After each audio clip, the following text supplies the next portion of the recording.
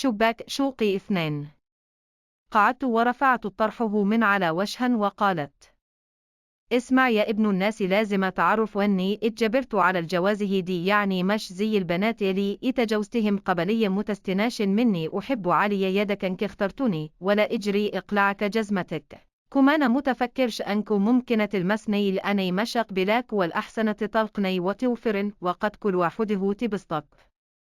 كان بيبصرها وتي في جمالها الساحر، عيون زي عيون الخيل وملامحها تبهر شفايفها، وهي بتتكلم طيرت عقله. قال: يخربيت أبوكي أن تي جايبه الجمال ده كيف.